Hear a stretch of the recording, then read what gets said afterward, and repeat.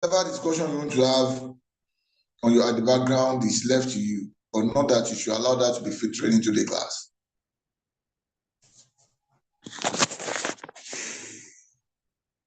Like I was saying, that knowledge is quite different from understanding. It is possible for you to know and yet not understand. Like I was saying before now, that you hear somebody's other language, somebody speaking in Igbo, Hausa, Yoruba, you can easily identify those languages. You know them, but you don't understand them. Then you need to learn to understand it. If I hear Igbo language, I know this is Igbo. I know this is Hausa. I know this is English. But if I don't understand them, then I need to learn them. I need to start from the basics. So you talk about knowledge, understanding, then you talk about the skills.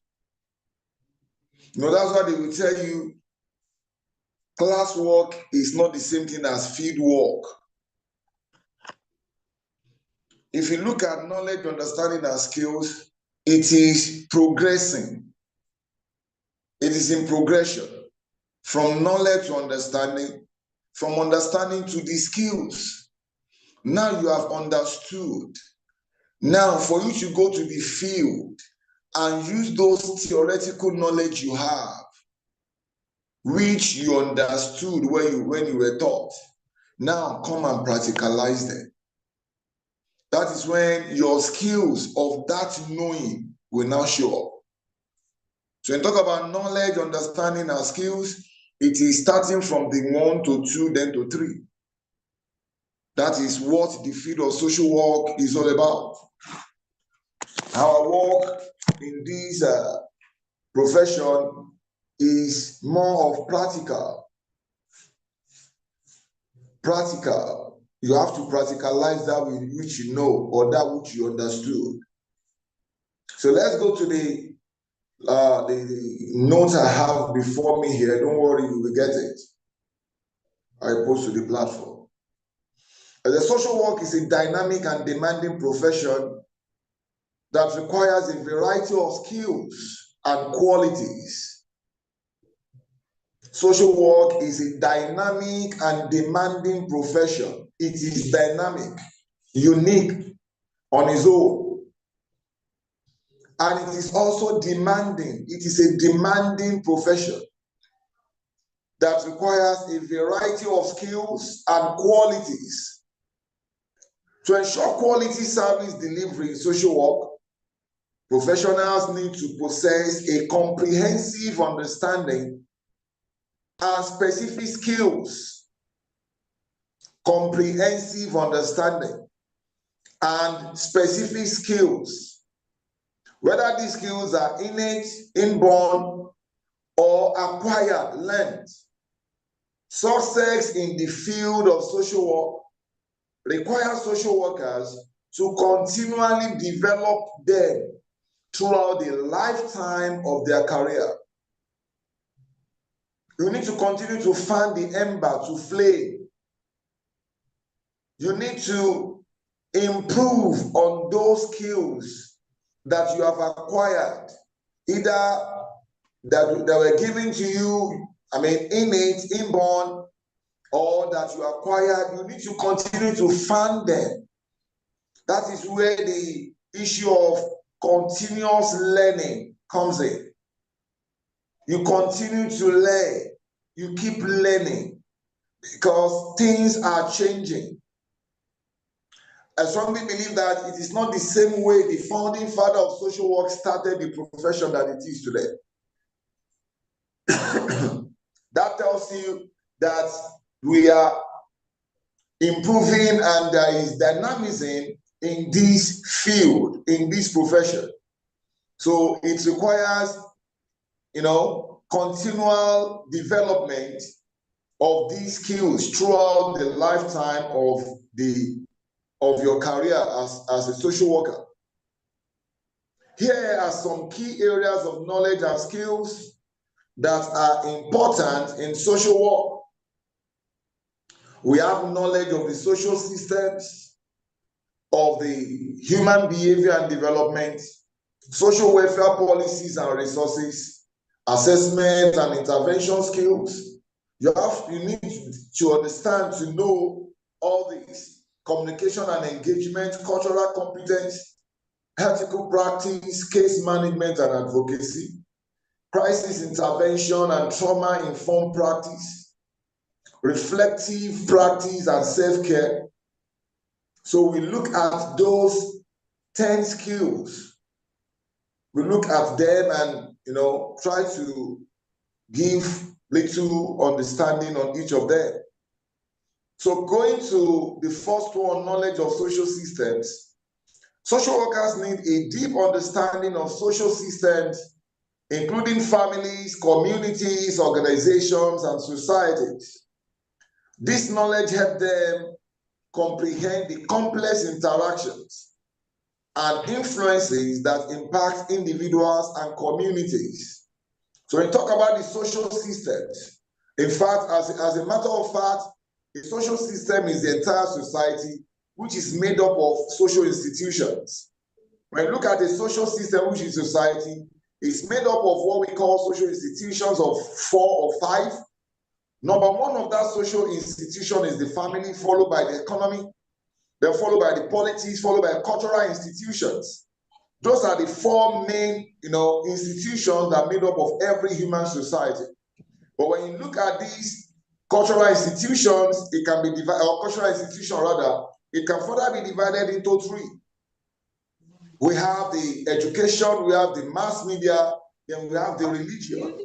In some literatures, you will see them being treated as different institutions.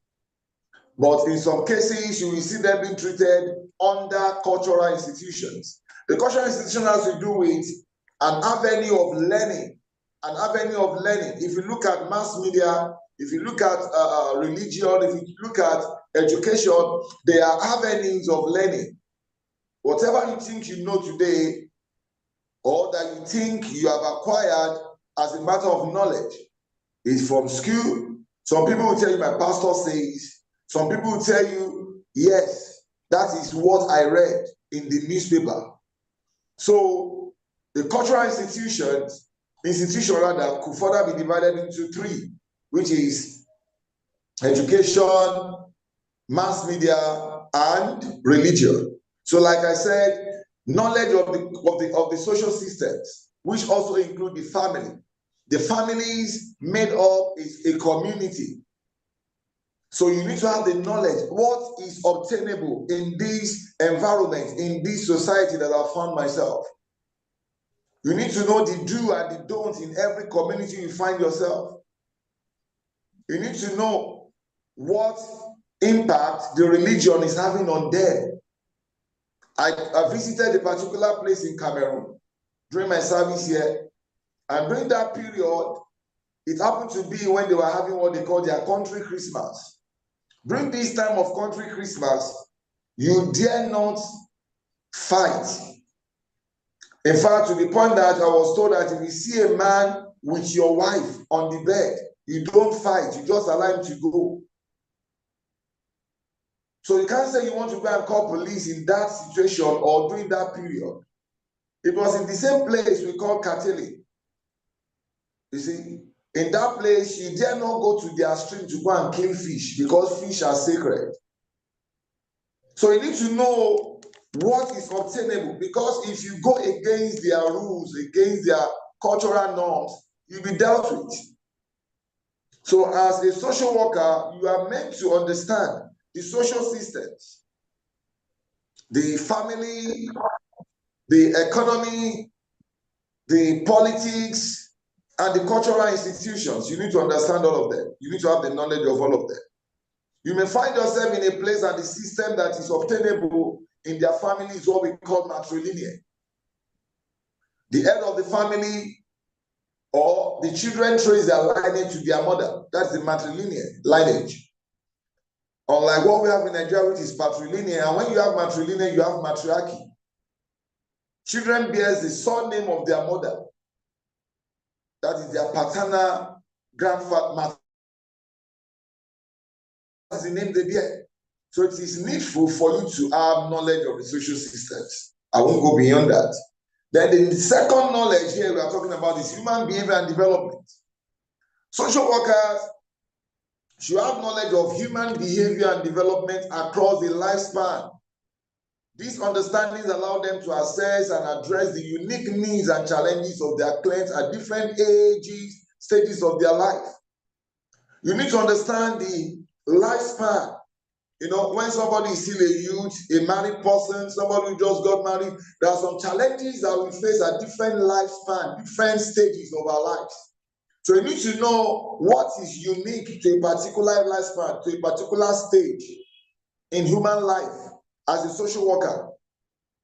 When somebody is an aged person, that is, you need to have the knowledge of the gerontology. You need to know when somebody is still in his teenage. When you are dealing with teenagers, you know what is peculiar to that particular lifespan, that stage of life.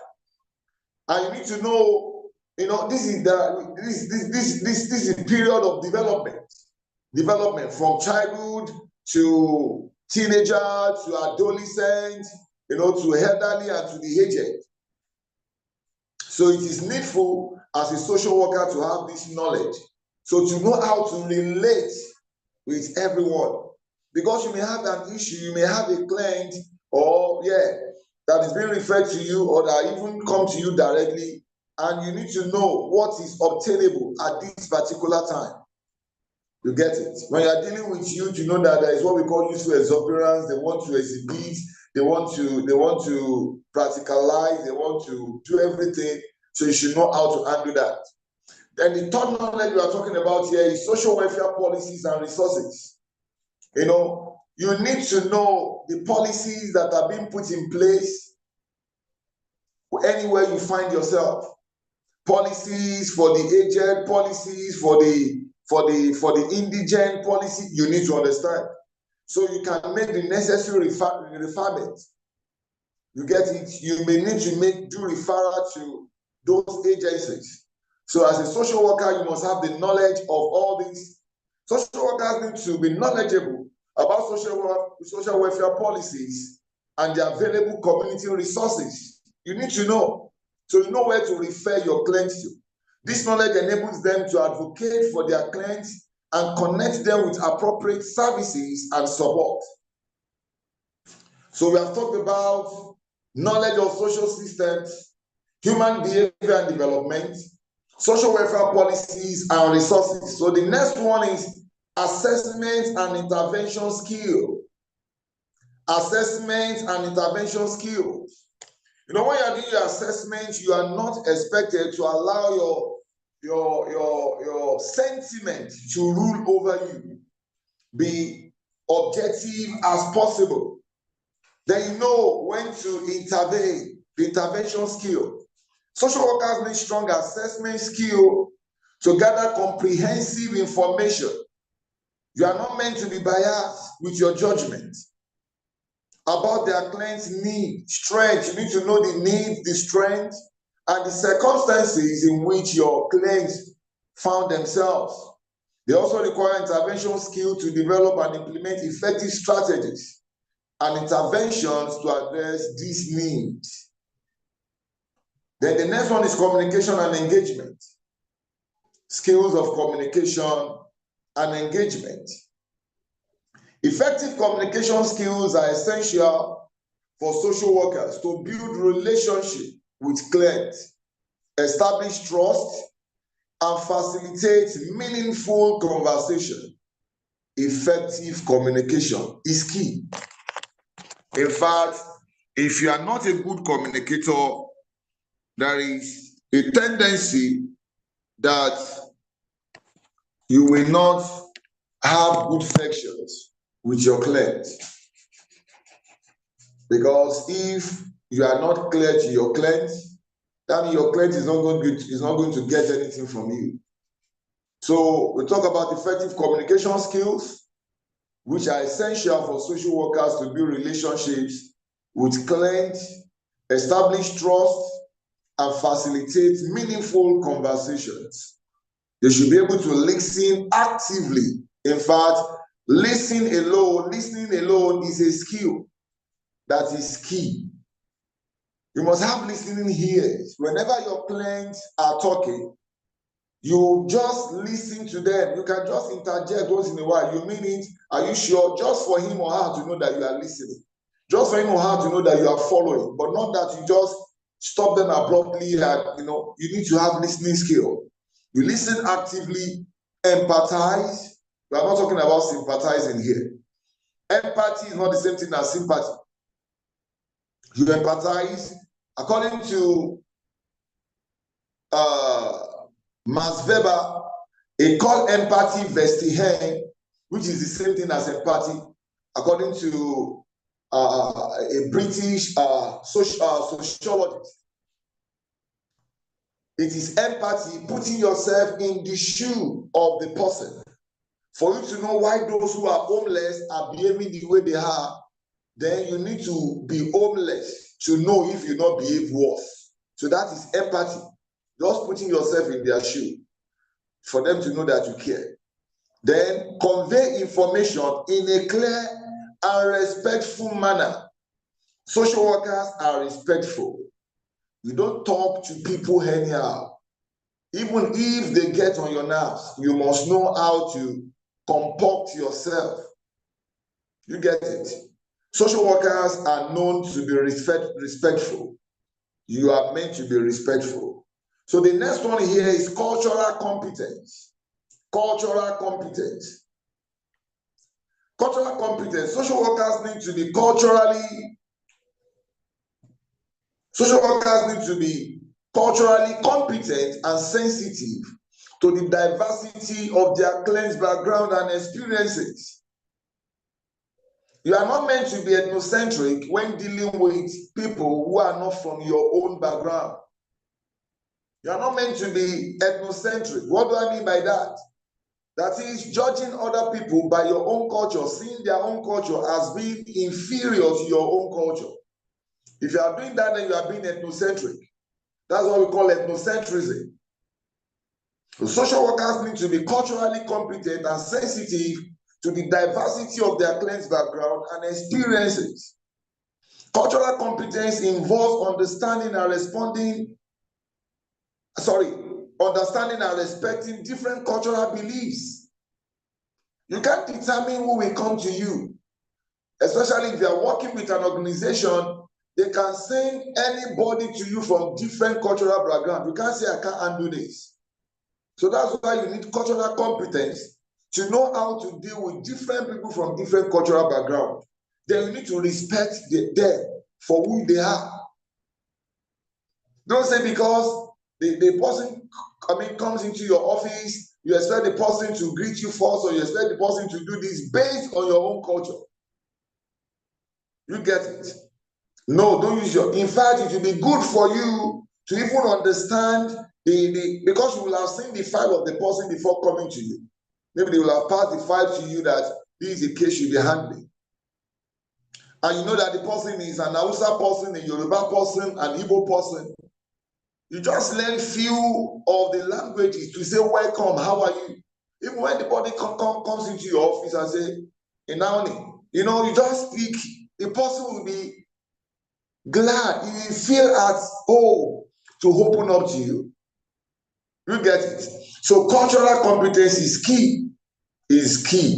So you need to respect different cultural beliefs, values, and practices, and being able to work effectively with diverse populations. If you have the knowledge of 3, 4, 5, 6 languages in Nigeria, it's to your credit. It's a plus to you. And that's what I try to do wherever I get to. I could remember some guys came into my office, they're from the north, and as they entered, I just greeted them in Hausa language. I even asked for how was their family in Hausa language. They burst into laughter. They were like, so wow, Oga, so you could also speak our language. It's a way of winning people to yourself. It's a way to show that I'm part of you, I understand what you are. You get it. And you need to understand how to work effectively with diverse population. Before I continue, I don't know if there's any area anybody want me to shed more light. Is there any area we really understand before we move to the next one, which is ethical practice? That's number 7. Any question anywhere? Any question, please? Hello? I'm fine, sir. Hello? Hello, sir. We are fine? Yes, sir. All of you is fine? Okay, I don't hear. Yeah, okay, let's continue. We move to the 7th one, which is ethical practice. Ethical practice. Social workers must have a solid understanding of ethical principles and values. You should not do anything that is unethical. As a social worker, it is expected of you to know your limits, to know where to stop, to know where to make a referral. As a social worker, you don't have the right to go and make arrest. They will beat hell out of you. If arrest is needed, you go to the law enforcement agents that will do that. They may go with you, or you give them the details. So you should know what is guiding your profession. You don't do anything unethical. They should be able to navigate ethical dilemmas, maintain confidentiality. It is part of the ethics of this profession. It is not because you had a section with your clients and the next person you are talking with is your friend. I say, there's somebody that just came to my office the other time. If you see the problem the person brought, you are not a good social worker. You are not one. So confidentiality is key. Maintain confidentiality and adhere to professional codes of conduct.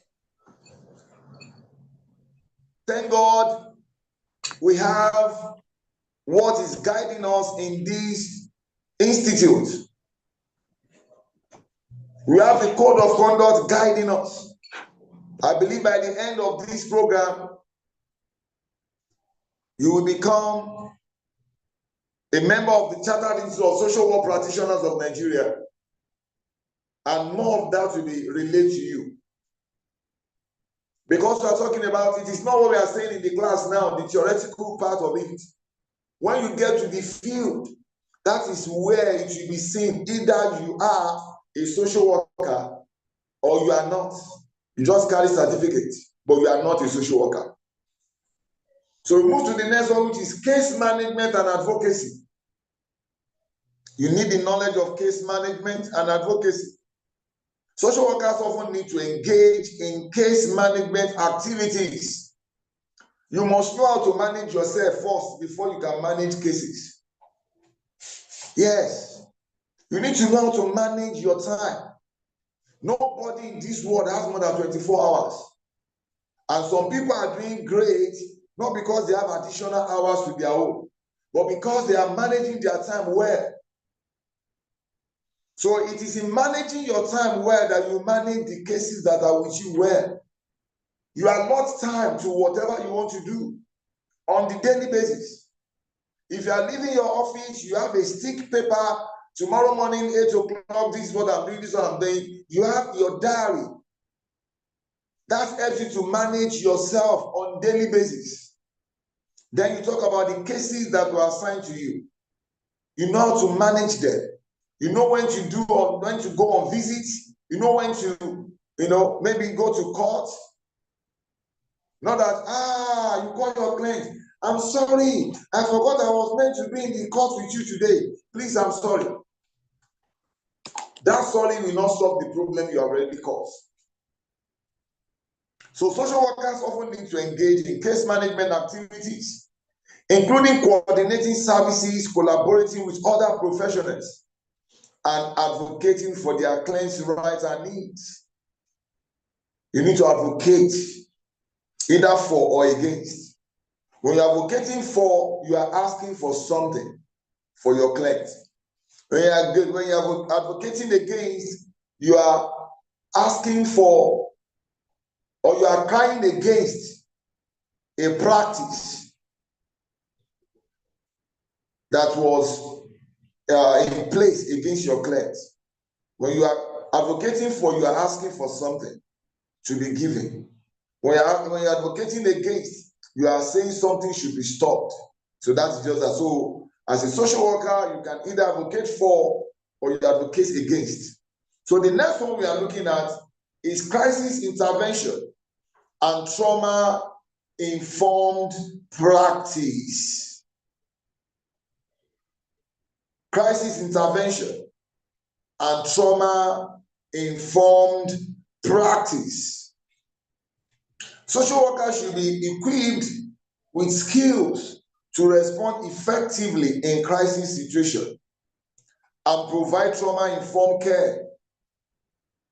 Training in crisis intervention helps them to support individuals and communities during emergencies or traumatic events. There are some events that will happen that, that are traumatized, that can traumatize your client.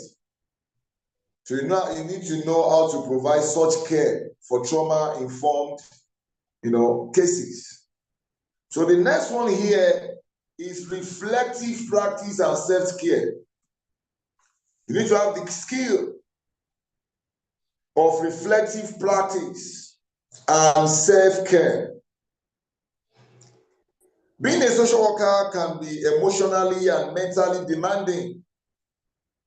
Professionals need skills in reflective practice to regularly evaluate and learn from their experience. When you say reflective, you are reflecting to what has happened, your experiences, meaning that you should be able to know how to recollect what has happened to help you in the now. Because this work we are talking about, this profession we are talking about, it is emotionally and mentally demanding.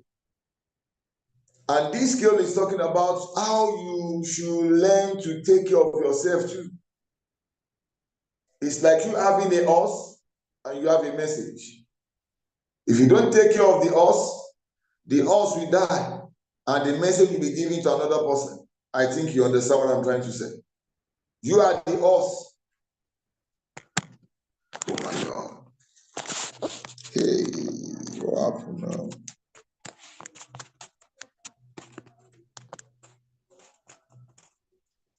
Hello? Are we together? Yes, sir, we are here, sir. Yes, yes, Okay, so I was talking about reflective practice and self-care. Being a social worker can be emotionally and mentally demanding. Professionals need skills in reflective practice to regularly evaluate and learn from their experiences. They should also practice self-care to prevent burnout and enhance their own well-being. So I was telling us that we social workers, we are just like horses and we have messages to deliver. If the horse is not taken care of, the horse will die and the message will be given to another horse to go and deliver it. So in taking care of the other people, in helping other people, do not neglect yourself. That is the point I'm making. Continuous learning and professional development are crucial in social work as new research interventions and practice models continually to emerge. By continuously expanding their knowledge and honing their skills, social workers can provide the highest quality service to their clients. That is just in conclusion of that part. Continuous learning and professional development are crucial in social work as new research, interventions, and practice models continually to emerge. So you also need to continue to what?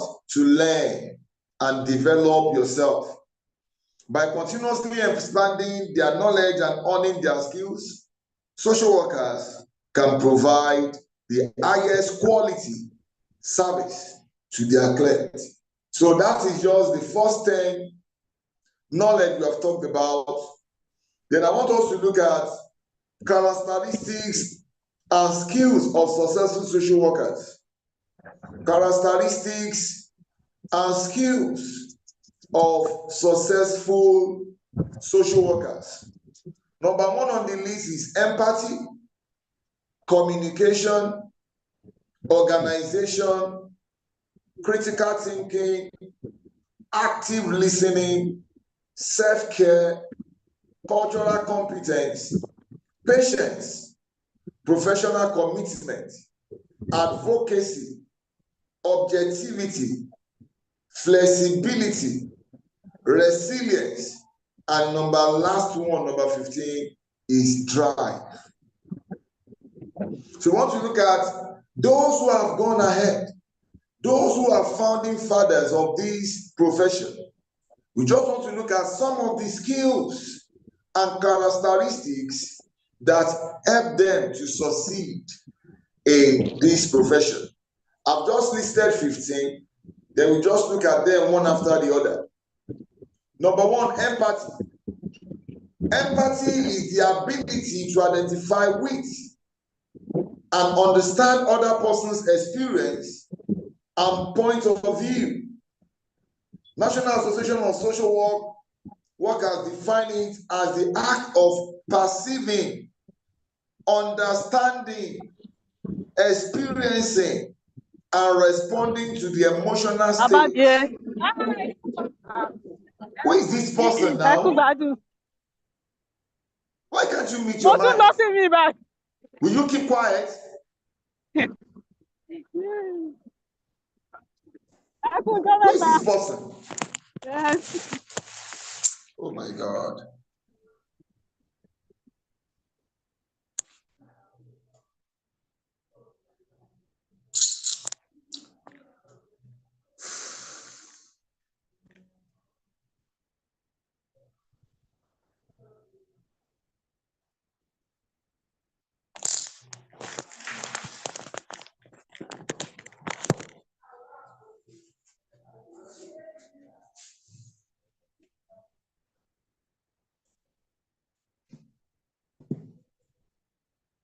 I don't know why at this stage we are still behaving as if we are children. We behave as if we are still children. For you to be in this class, it is believed that you have your first degree. You must have gone through school before being admitted into this class. And just to adhere to simple instruction, you found it difficult. Okay. So like I said, we want to look at some skills that help some successful social workers. And first on the list is empathy. Empathy is the ability to identify with and understand another person's experience and point of view. National Association of Social Workers define it as the act of perceiving, understanding, and experiencing and responding to the emotional states and ideas of another person. Stepping into someone else's shoe and recognizing that experiences, perceptions, and worldview are unique to each individual enables social workers to better understand and build stronger relationship with the client. If you can step into their shoes, to just view yourself in their position and recognizing that experiences, perceptions, and worldviews are unique to each individual, it will enable the social workers to better understand and build stronger relationships with clients. It is a vital skill that helps social workers to determine a client's needs based on his or her unique experiences in order to efficiently provide services. The second one is communication.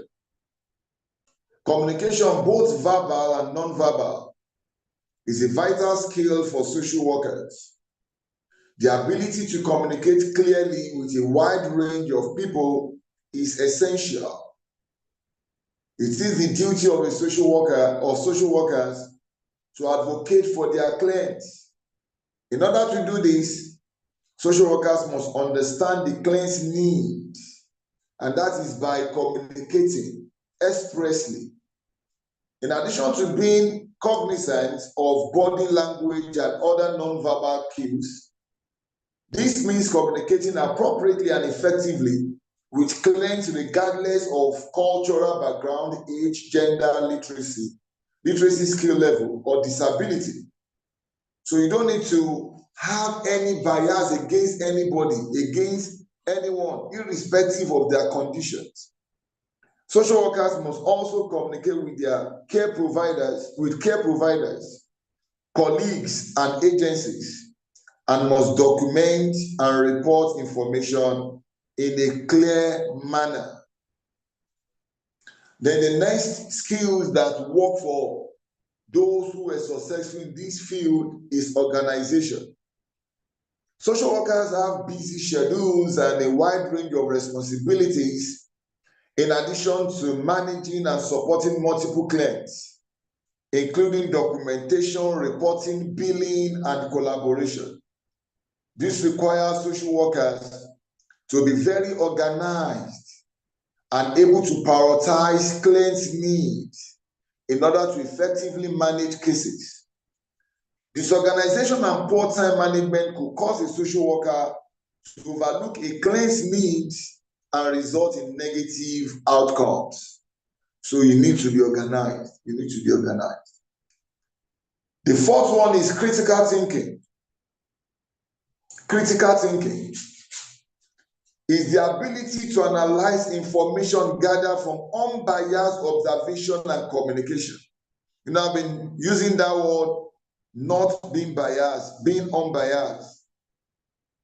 You just think about the information you have objectively, without anything attached. Being objective. Social workers must be able to objectively evaluate each case by collecting information through observation, interviews, and research. Thinking critically and without prejudice enables social workers to make informed decisions, identify the best resources, and formulate the best plan to help clients. Then number 5 is active listening. Active listening is necessary for social workers to understand and identify a client's needs. Listening carefully, concentrating, asking the right questions, and utilizing techniques such as paraphrasing and summarizing also help social workers to engage and establish trust with clients. I've given 5. Is there anyone that we need understanding of or we didn't understand? Hello? Hello, sir. Please, Is the there number anyone one. Hello, sir. The Number number one. one. My network disturbed me, so I didn't get it, sir. That is empathy. Empathy. Okay, sir. Hello, sir. Okay, yes. Sir, can we say that active listening can also be good communication? You know, when you say communication, it is two-dimensional. It is in 2 dimensions. There is listening and there is speaking. Okay, sir. When you are communicating, you know, if you look at the flow, there is what we call input, process, and output. When you receive the information, you listen. You process it, then output, then you give back. You get it? So Yes, when sir, you're talking definitely. about communication, it is a combination of listening and speaking. And all of them Okay. must be in clear terms. Yes, sir. Because Okay. if you are talking about communication, you are communicating with people, it is two-way. It is two-way. So you listen, you talk, you listen, but between the listening and responding, process the information that you receive. Okay, sir. Is that Okay, understood? Okay. yes, Then sir. going back Yes, to sir. the Thank first you. person that was talking about empathy. Empathy is just like you putting yourself in the shoe of other people to know how they are feeling. According to Abbas Smith, who happened to use the word empathy first, and going by what Max Weber also said, which he called Verstehen in German language, both of them means empathy. You know, the example that was used by Abbas Smith is that for you to know why somebody who is homeless is behaving the way he's behaving, make yourself homeless first. Then you will now know if you will not behave worse than the way that person is behaving. So by the time you put yourself in the shoe of other people, you will not be quick to judge them. You know, we are quick to judge some people for what they are doing. You don't mind those children. They are wayward. They are blah, blah, blah, blah, blah. But if you look at the way the society has responded to them, then you will know what has led them to the way they are behaving. So you don't need to quick judge them. Don't judge them quickly. So that is what we mean by empathy. Putting yourself in the shoe of other people, then to know why they are behaving the way they are behaving. So we've dealt with 5. The number 6 is self-care. Hello, sir. Yes, madam. Yes, sir. Sir, under education and communication, sir. Yes, I want to ma'am. know if you have a client and is holding an information from you, sir, how do we tackle that? Who is holding what? An information. Information from you. Yes, that's okay, sir. I got your point. You know, Yes, sir. even when you go to you go to the hospital to see a doctor, the doctor will only do his best based on the information you have given as a patient. Am I correct? And that is Yes, why sir. documentation is very important. If you have a client who is hiding or who is holding information from you, you have the information he has given to you. Then you should also know how to use probing questions. You know, in research, you can use probing questions to get some information that the client ordinarily wouldn't have released to you. Definitely, you are going to work based on the information you have with you. You get it? Then for you to have known that a client is hiding an information from you, that means you have an inkling to what has actually happened to the client. You get it? And you let your client understand that I cannot do beyond what you have told me. If there's anything you think I still need to know to help you, it's better you say it out so we know where to start from. You know, it is always believed that there are 2 people you don't lie to. You don't lie to your doctor, you don't lie to your lawyer. You get it? And in the same case, you don't lie to your social worker who's handling your case. Because these are the people that will fight or that will know how to defend you when the wars happen. Do you understand that? Thank you, sir. You're welcome. So we go to the 6th one, which is self-care. Social work can be demanding and emotionally stressful. So it is important to engage in activities that help you to maintain a healthy work-life balance. Self-care refers to practices that help to reduce stress and improve health and well-being. Engaging in these practices help to prevent burnout and compassion fatigue. You know what we call compassion fatigue? You are trying to show compassion, you are killing yourself. And it's crucial to having a sustainable career. By taking the time to care for themselves, social workers are better able to provide the best services for their clients.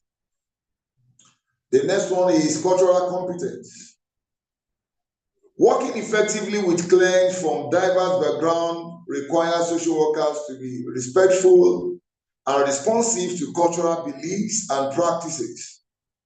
Social workers must be knowledgeable and respectful to their client's cultural background and must, as stated by National Association of Social Workers, examine their own cultural backgrounds and identifies why seeking out the necessary knowledge, skills, and values that can enhance the delivery of services to people with varying cultural experiences associated with their race, ethnicity, gender, class, sexual orientation, religion, age, or disability.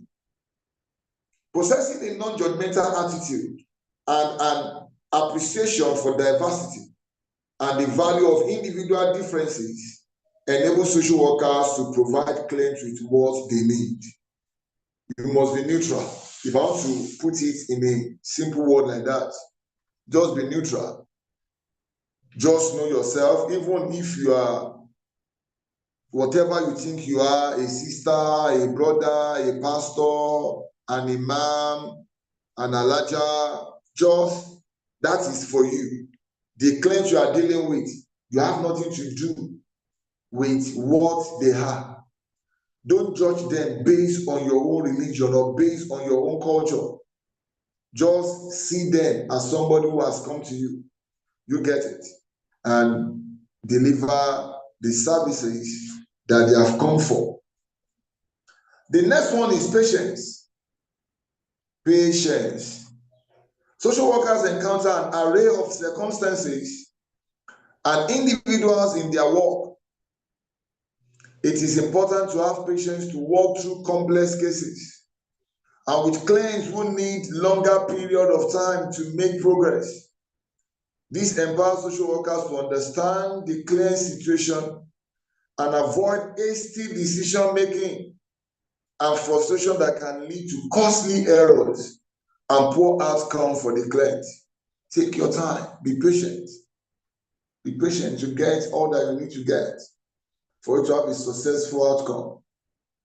The other one is professional commitment. Professional commitment. Being successful in social work requires lifelong learning. What I can call professional socialization. Socialization is a process that starts from childhood till when we die. Until we die, we keep learning. I'm going to talk about professional commitment. It is lifelong learning.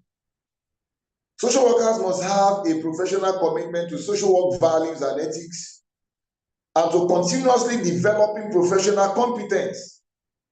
This commitment is necessary for fulfilling the mission of social workers to enhance human well-being and help meet the basic human needs of all people, with particular attention to the needs and empowerment of people who are vulnerable, oppressed, and living in poverty. It is your continuous learning that will enhance all this, that will help you to fulfill the mission of social workers. The mission of social workers is to enhance human well-being and help meet the basic human needs of all people, not some people, all people, with particular attention to the needs and empowerment of people who are vulnerable, oppressed, and living in poverty. So the next one is advocacy. We are looking at the characteristics and skills that has helped successful social workers. So this number 10, advocacy. Social workers promote social justice and empower clients and communities through advocacy. Advocacy skills enable social workers to represent and argue for their clients and to connect them with needed resources and opportunities, especially when clients are vulnerable or unable to advocate for themselves. So you know where to direct them, you know where to refer them to, you know how to advocate for them based on what they are going through. The 11th one is objectivity. You know, the other time we are saying that you must not be biased. You interpret the case before you, the interview, the record you have with you without any string attached. You are just being objective. You know, I tell people, or can anybody tell me the difference between objectivity and subjectivity in the class, please, before I continue? What's the difference between subjectivity and objectivity?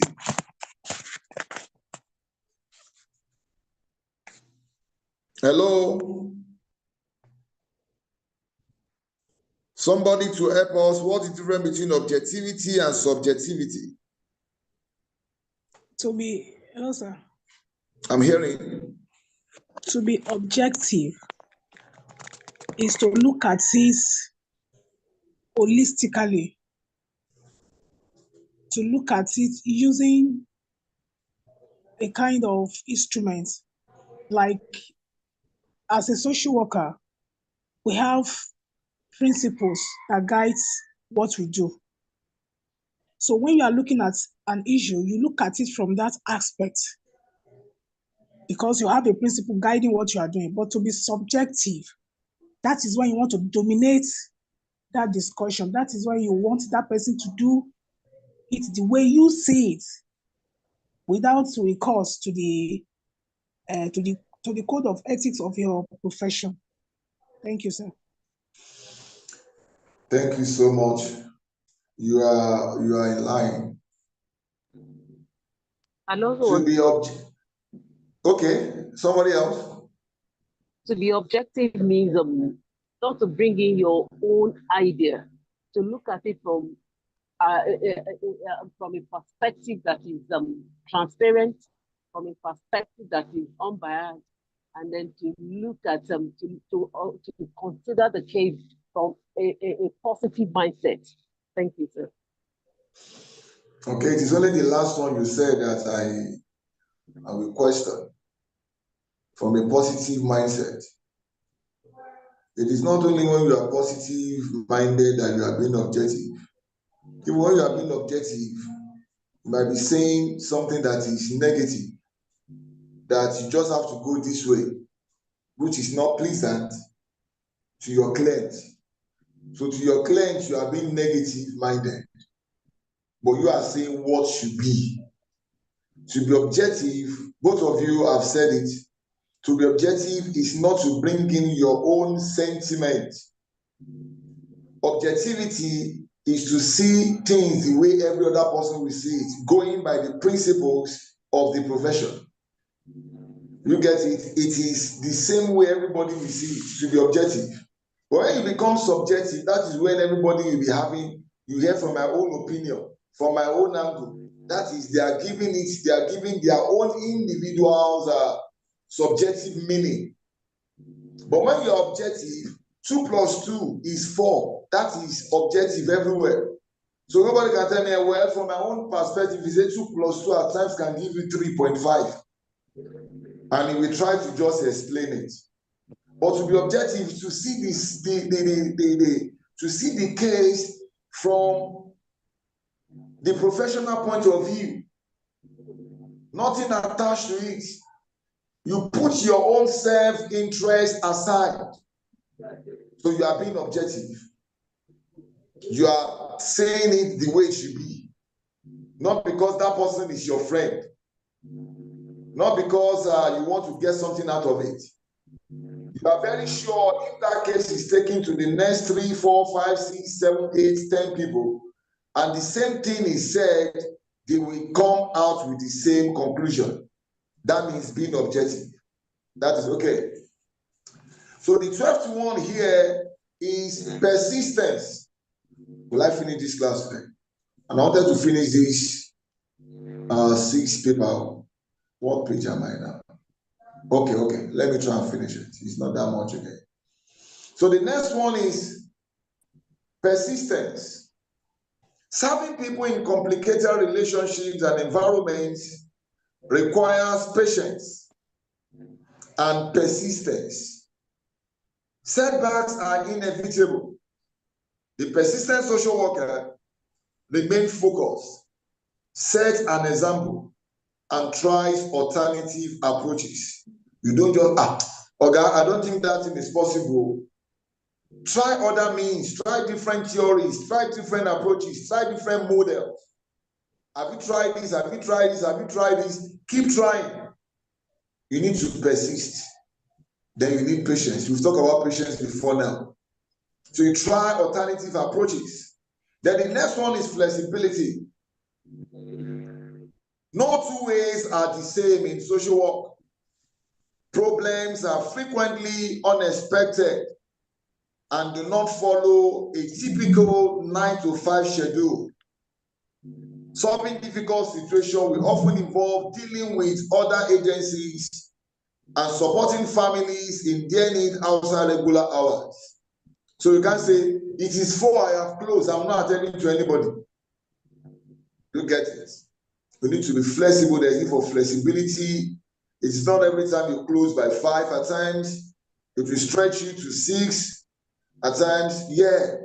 Then you still need to balance work, family, dichotomy. You need to understand the two. None of them must suffer, and your work too must not suffer. So you need flexibility. At times you close before 5. At times you need to close a bit after 5. Flexibility. You need that knowledge. You need to know ahead of time. Then the next one is resilience. Resilience. To avoid burnout, social workers will need to learn coping mechanisms and know when to say no. You must know when to say no. We will continue tomorrow. You must know when to say no, so you don't die on duty. Resilience helps to bounce back from challenging and emotionally draining days to face the next client and tomorrow. So don't tell yourself to macho man, I must finish everything today. Now, lie, you will not be macho anything. You must know when to say no. Please, I think we have to continue tomorrow. I'm sorry. I need time to, to think about it. So we'll continue from here tomorrow. Thank you very much. That's okay. You are not arrogant. You must know when to say no. So this will help you to bounce back, from emotionally drained days and face the next day and the next client. So the last one there is, the 15th one there is drive. Drive. Social work can be highly satisfying and rewarding. Helping people who need it the most requires individuals to learn new skills and be motivated to be their best. While maintaining self-care, a driven social workers commit to providing the best service to their clients. That is talking about the reward is rewarding and satisfying. Social work is a discipline or a profession that drives you to do more. You see, when you are putting smiles on the faces of those who didn't have it, and you're helping people to solve their problems, it is a drive. It motivates you to do more. You get it? And don't forget to also take care of yourself. Don't also forget to maintain self-care. A driven social worker commits to providing the best service to their clients. Then the 16th one here says time management. While an essential quality, that is time management, it is also a teachable skill. You need to teach others.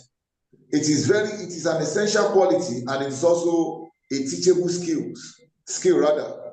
Social workers typically have too little time in the day to complete their work. As a result, they must find a way to allocate the right amount of time to the task they face. And lastly is interviewing. You need interviewing skills. Interviewing is an essential skill in social work. Social workers can learn techniques to improve information gathering. So like the other person that was asking me if your client is hiding information from you, you should know how to throw probing questions at such people. So interviewing is an essential skill in social work. Social workers can learn techniques to improve information gathering through the use of multiple question types that can be tailored and used across many situations, including one, open questions. That is, open-ended questions can help the service user feel listening to. An open-ended question is just ask a question, why, how, you know. Open-ended questions are questions that allow the client to talk. Yes. They just keep talking, you are listening. Then we have what we call closed-ended questions or closed questions. The closed questions have already provided the alternatives, and the client cannot go outside of those alternatives. For example, yes, no. Are you married? There are only 2 or 3 answers to that. Yes, no, divorced, or single, or widow. You know, those questions have limited answers to provide. You get it? So these are closed-ended questions, useful when only a short answer is required to confirm yes or no. Then the third one is indirect questions.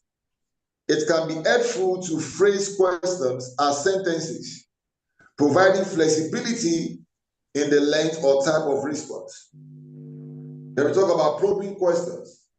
This enables you to elicit more concrete answers and greater details. You use it to probing questions, you just throw it to get more. Then we talk about hypothetical questions. These are valuable for encouraging the client to think positively about a positive future. That is talking about hypothetical questions. We said no single question type should dominate.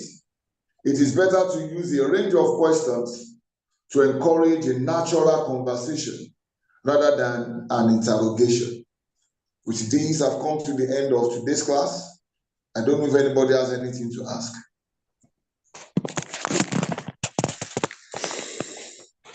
Lisa, thank you so much for the class, but I did not really get number 15, drive. I don't know if you can explain it, please, sir. Madam, if I may ask you, what are the things that are driving you to do what you are doing? What drives you to join this class?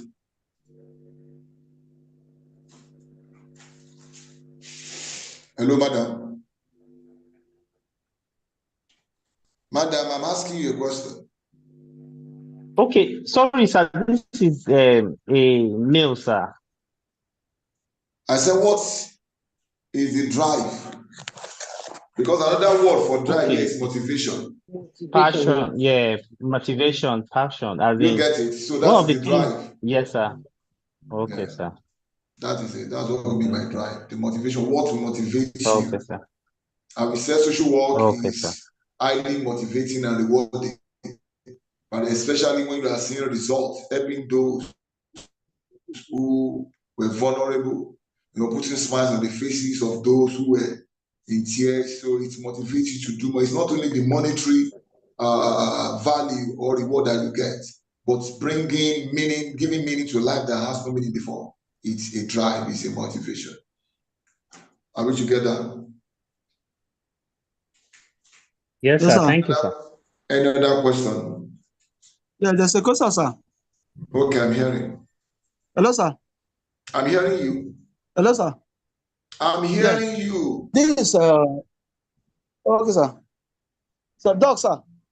I'm hearing this you is now. okay, sir.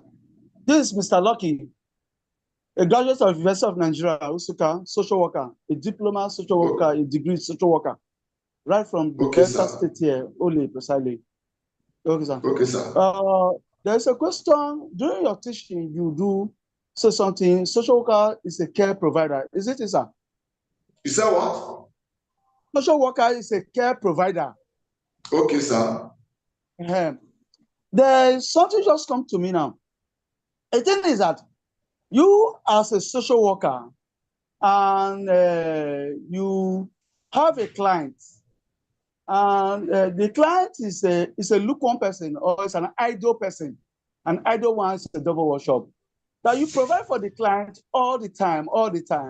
still folding it and providing for the client all the time without linking the person to the resource. Don't you think is an offense to social work ethics profession? That is my question, sir. Thank you, sir, Mr. Lucky.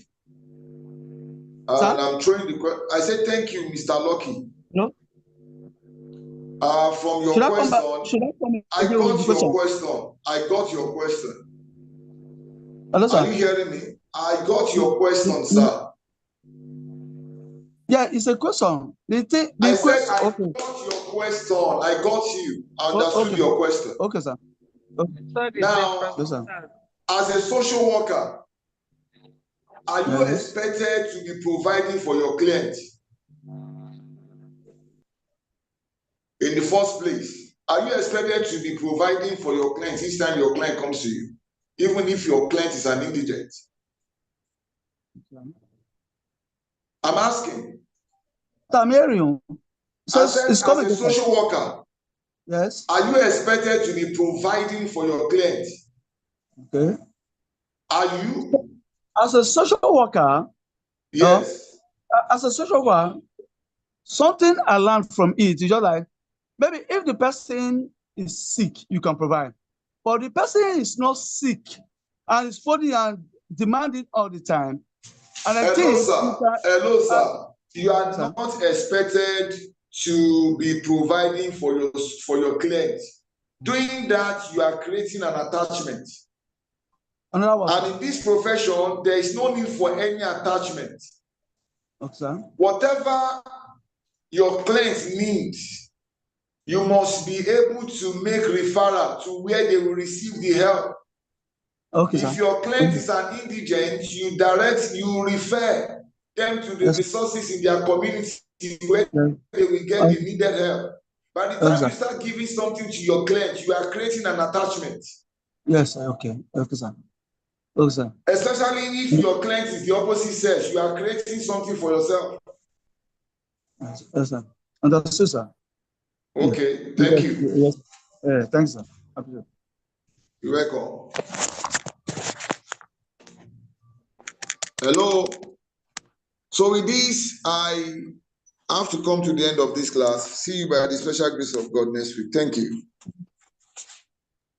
Thank you, sir. Thank you so very much, much, sir. sir. You're welcome. Thank you very much, sir. Thank you. We so much love the lecture today. Thank you. Yes, sir. I appreciate it, sir. Have a wonderful weekend, sir. Thank you so much. And you too. Bye. Yeah, take care. Bye. Sir. Thank you so much. Yeah, you're welcome. Thank you, sir. Thank you, sir. Bye, sir. Thank you so much, sir. Bye, sir. Thank you. Dalu, sir. Thank you.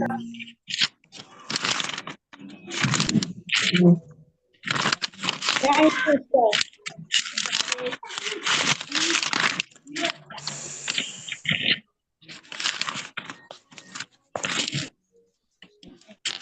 Hello, ma. Yami. Ẹ kújọ́ mẹ́ta.